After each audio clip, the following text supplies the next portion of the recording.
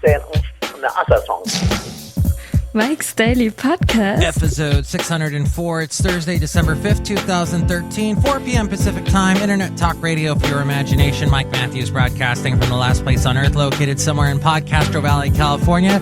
Today, Benita, the Disgruntled Fiddle Player, the Brewmaster, plus the return of the segment BANDSMUTATONS, where we look at a band that morphed into all kinds of creative groups from the 70s into the 90s. Mike's Daily Podcast. And I am doing my best. It's a preemptive strike before January to put all kinds of fats behind me. Mike's Daily Podcast. Because everyone tries to lose weight at the beginning of the year. It's why exercise places make so much money and the trainers have happy faces because they're making so much money. You know, I think that we should put certain fats behind us, including trans fats that do all kinds of horrible things inside us.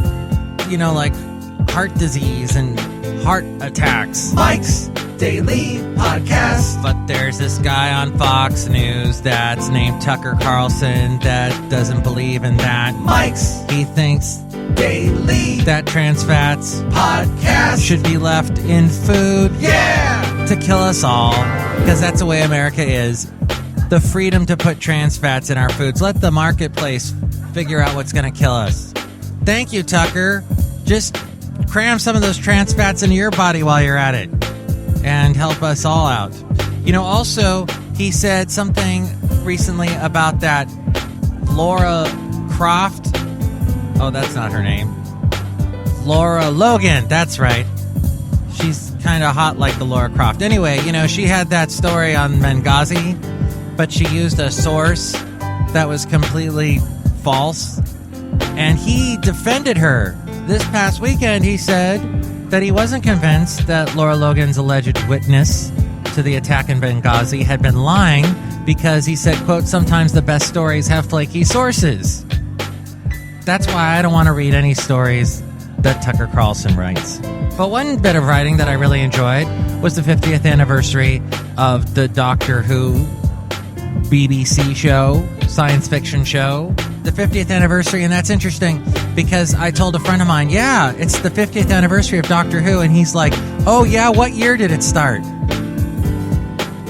Subtract 50, 1963. There you go. Okay. Yeah, but they did something interesting. When the show had been off the air for a couple of years, so it has not been on continuously for 50 years.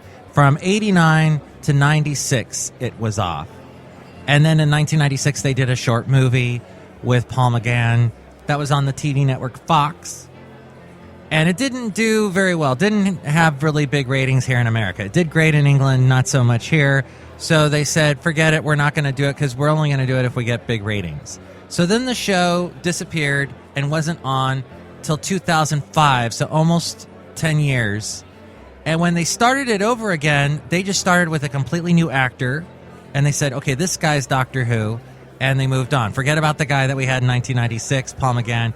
Here we've got this new guy, Christopher Eccleston, and we move on. Well, what they did was, on a recent webisode, before they had the 50th anniversary, they showed what happened to the Paul McGann Doctor Who. Paul McGann was happy to play Doctor Who again, now that it's been almost 20 years since he last played him. And he still looks great, and he did a great job. And it showed how when the Doctor dies, what we call Doctor Who, but he's not called that on the show ever. He's just called the Doctor. When he dies, he regenerates and turns into the next British actor that plays him. So Paul McGann, we never saw how the Christopher Eccleston Doctor Who was created.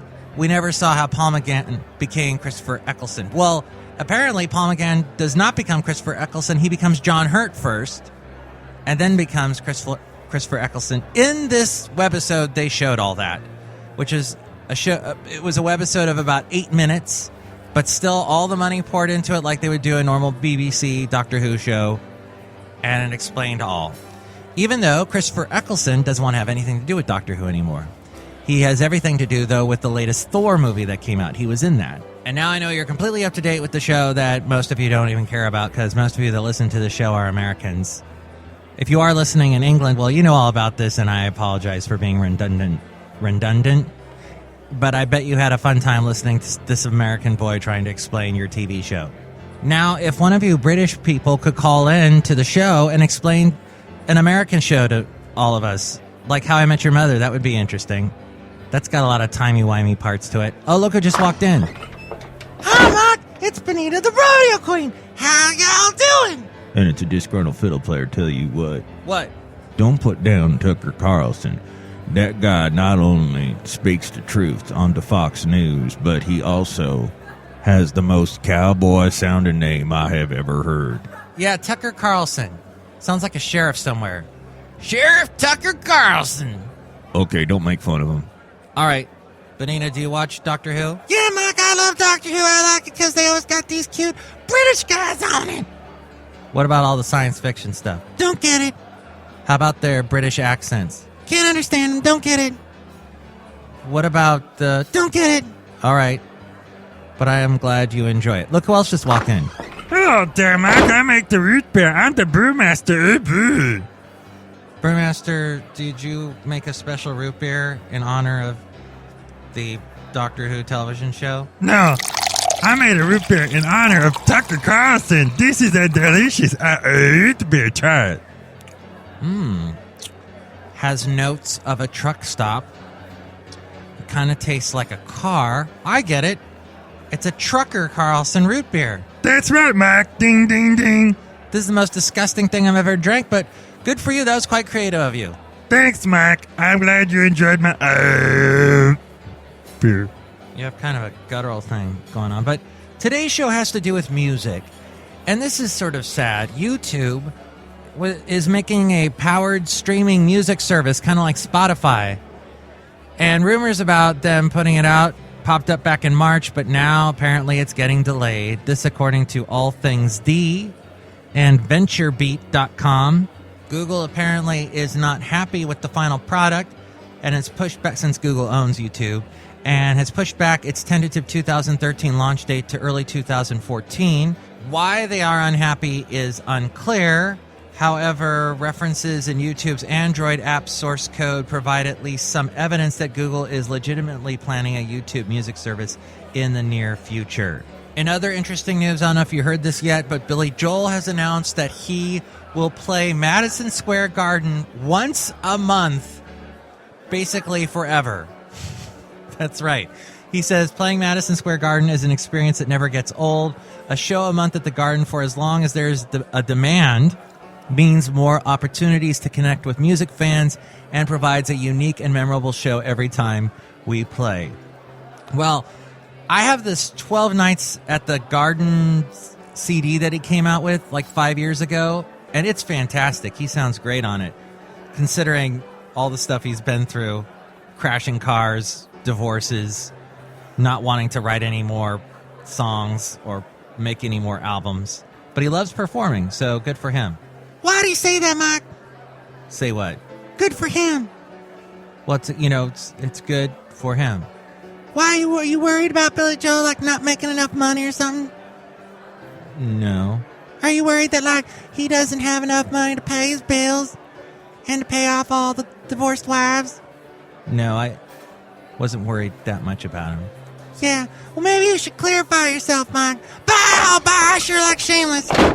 Oh, yeah, Garth Brooks did Shameless, which was a Billy Joel song. Yeah, she liked the Garth Brooks. What? Oh, she likes the Garth Brooks. Sorry, I had some chewing in my mouth. Oh, yuck. Yeah, she likes the Garth Brooks. Didn't understand his special last week, but, that's what happens when performers get older. And they do that stupid residency thing because they're too fat to move around the country and go and play other places. Like my hometown, I want to see y'all play, but now I got to fly to stupid Vegas or New York. Tell you what. What? I just want to stay where I am. See? You're a hypocrite. Touche. Wow, I've never heard you speak French before.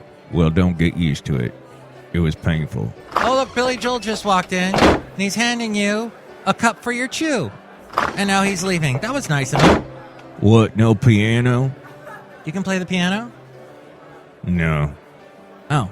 I like stringed instruments. The piano, they hide the strings underneath that big lid.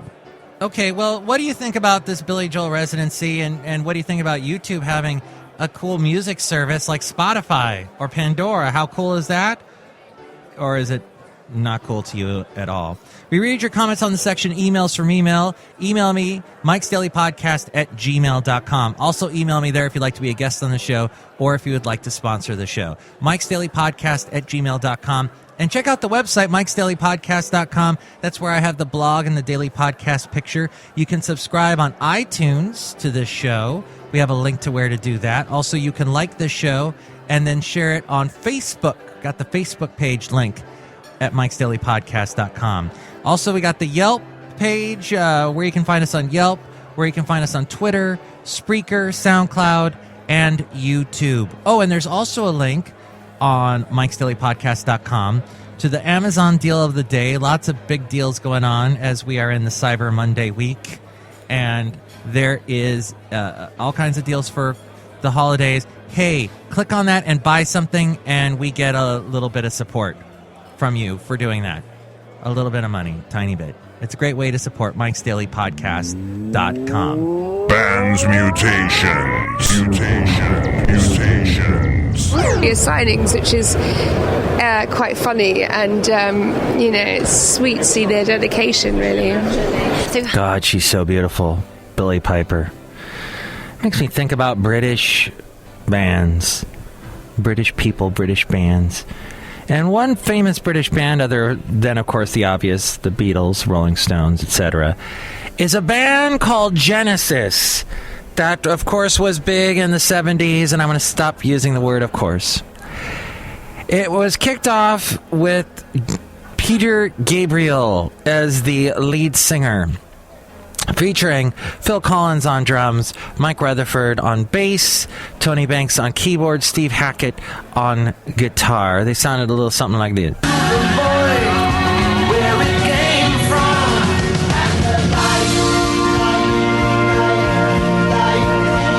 That is Genesis in their prog rock, their really big prog rock days in the 70s. Well, Genesis actually formed in 1967, and Tony Banks, Mike Rutherford, and Phil Collins joined later in 1970. Former members Peter Gabriel, Steve Hackett on guitar, and Anthony Phillips on guitar also played major roles in the band in its early days. In the late 60s, the release of their first album, Genesis music was initially regarded by the band and the fans as a pop experiment, referring to then popular melodic pop. Then over the course of a year, they quickly evolved into a progressive rock band. Peter Gabriel left the band in 1977, and his song Salisbury Hill was an allegory that refers to his departure from the band. Climbing up on Salisbury Hill, I could see the city light. The group auditioned reportedly over 400 lead singers to find a replacement for Gabriel, and Phil Collins, who had provided backing vocals, he coached some of the prospective replacements. When the band was about to record the vocals for the album, the members came to the realization that Gabriel's possible replacement just wasn't the voice they needed. Collins asked the other members if he could give it a try. As his voice fit the already completed music, Phil Collins quickly completed the vocals, and the band was left with the decision about what to do for live shows. Even though he had successfully completed the singing for the album, he was still unsure about leaving his drum kit and coming out front to sing for concert performances. Phil Collins did come out from behind the drum kit and later was either singing in front of the drum kit or behind it. He also joined another band for a while, a jazz fusion band called Brand X. Oh, he had some crazy hair in those days. Then the band had some success, including Follow You, Follow Me. I mean, that would be with Genesis. Along with you, I will follow you.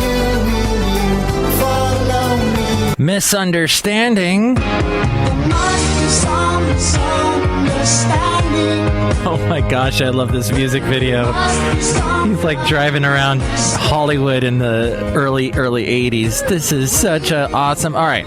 So yeah, Genesis got to be known for a lot of their music videos, including all the puppets in Land of Confusion. was about this time in the mid-'80s that Mike Rutherford, who'd been with the band for a while, decided he was going to strike out. Well, he had done a solo album before.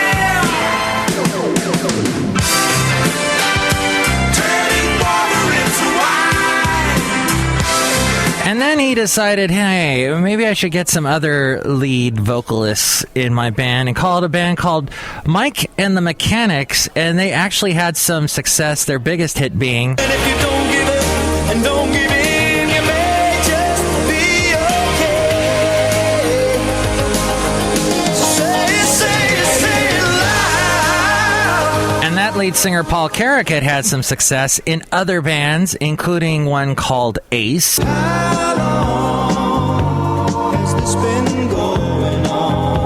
And with a band called Squeeze. I bought a toothbrush, some toothpaste, a flannel for my face.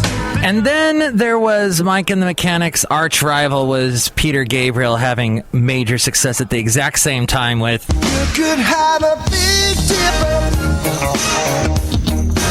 going up and down all around. Sledgehammer. Interestingly enough, also at that same time, Steve Hackett, who had been with Genesis and was now on his own, had done some solo stuff, and then he joined a band called GTR, which is the word guitar when you take all the vowels out. And he joined Yes's Steve Howe and producer Jeffrey Downs, who had been with the group Asia with Steve Howe and had been in the band The Buggles and had also been in the group Yes. He joined those guys to create GTR, and they had this song, which was a minor hit. When the heart rules that mind, one look and love is blind. But after Phil Collins had enough with Genesis and had so much success with his own solo career, this being one of his biggest hits. Not to mention all the ballads he had, including this one, which was #1 on the pop charts as the 80s ended. It's just another day for you. You're in paradise. So with Phil Collins gone, Mike Rutherford and Tony Banks decided to... By the way, Tony Banks, doing a lot of movie soundtracks, decided to continue as Genesis. They required more than one new member because the band had lost not only Phil Collins, but also the live musicians, guitarist Daryl Sturmer, who had decided to continue with Phil Collins, doing solo albums with him, drummer Chester Thompson, who had allowed Phil Collins to become the lead and stand out in the front on the stage when Genesis played a show, and he also played behind Phil Collins on his solo stuff. By the way, there's this really cool, awesome live version of Tonight, Tonight, Tonight, where, well, it sounds a little something like this.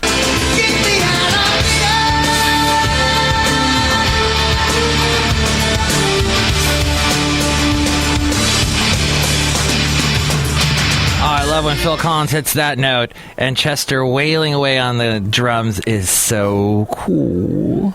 That song, by the way, featured in a Michelob commercial, as was a bunch of other songs in the 90s, like Don't You Know What the Night Can Do by Steve Winwood, and Eric Clapton's After Midnight. So they needed some new band members.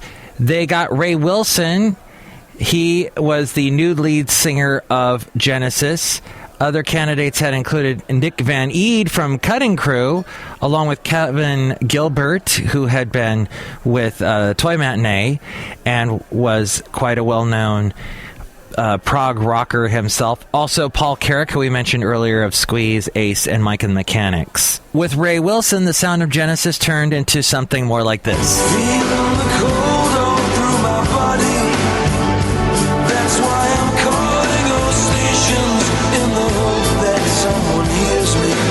That's the song Calling All Stations. Nick Van Eede from Cutting Crew. I just can't believe the guy behind. I just died of your arms tonight. And you know, Nick Van Eede, I just have to go on this tangent. He is such an interesting singer-songwriter. He was in a band called The Drivers, and he did some solo stuff too. Here's one of his solo songs. That you can't mix clay and grain, 'cause it always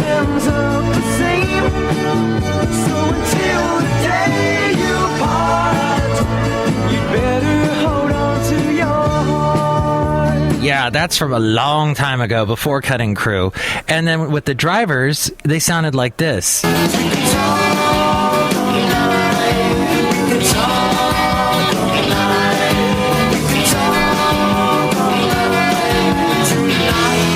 Meanwhile, Peter Gabriel joined a band with several other artists called Big Blue Ball.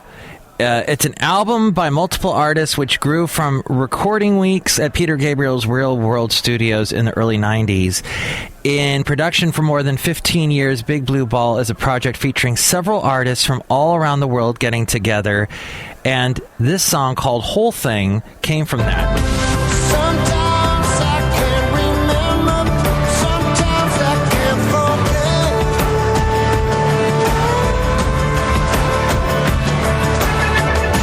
There was a reunion that happened in 2007. Peter Gabriel was going to join the group for a couple performances, but he was unable to commit to a date. Steve Hackett decided he would not play if Peter was not going to play. Phil Collins later observed that Peter is a little overcautious about going back to something which fundamentally is fun. So they toured instead with Tony Banks, Mike Rutherford, Chester Thompson on drums, and Daryl Stormer on guitar. On March 15th, of 2010, Genesis was inducted into the Rock and Roll Hall of Fame. They were inducted by Phish guitarist Trey Anastasio. Collins, Banks, Rutherford, and Steve Hackett appeared at the ceremony, but Peter Gabriel did not appear due to rehearsals for his solo tour to support his new solo album called Scratch My Back, where he did other people's music. And they, in turn, the people's songs that he did, they did Peter Gabriel songs. Genesis did not perform at the ceremony. Phish paid tribute to them by opening the show with Watcher of the Skies, and then followed Anastasio's speech with a version of No Reply at All. There's no reply at all. In September of 2010, in an interview with Billboard, Phil Collins was less than optimistic about the future of Genesis, saying, I think Genesis are no longer. I don't foresee me doing any more Genesis shows, not because I don't like it or don't want to, but it doesn't fit with my life and wanting to be with the boys and taking on board my other interests like the Alamo and writing a book about the Alamo, wow, and other stuff I'd like to do, and that includes doing nothing as well. But also, I can't physically play the drums. I don't want to sound like a spoiled kid, like I've had my stuff, and I don't want to do it anymore, but I have done it all my life. Now I'm enjoying another side of my life. And Peter Gabriel said that a reunion with the classic lineup is still possible, but hopes remain very slim, stating, I won't say never, ever, but it's in the outside department of the betting shop. If you stick with the stuff that nourishes you the most, you'll probably be the happiest. Asked about the future of Genesis during an interview on BBC Breakfast in 2012, Tony Banks replied, I think we probably won't do it. Phil particularly has sort of moved on somewhat. And I've also heard from Peter Gabriel in interviews that Phil Collins, I guess, has some physical problems that is not allowing him to drum or perform anymore, which is sad. And though the band has decided to call it quits, the other members continue to be fairly active. Mike Rutherford has assembled different versions of Mike and the Mechanics over the years, one including someone that I really enjoy, Andrew Rochford of the band Rochford. He has been taking the part of Paul Carrick's role in the band, singing songs like this, which was a big hit for them in England, which in this they're doing the live version.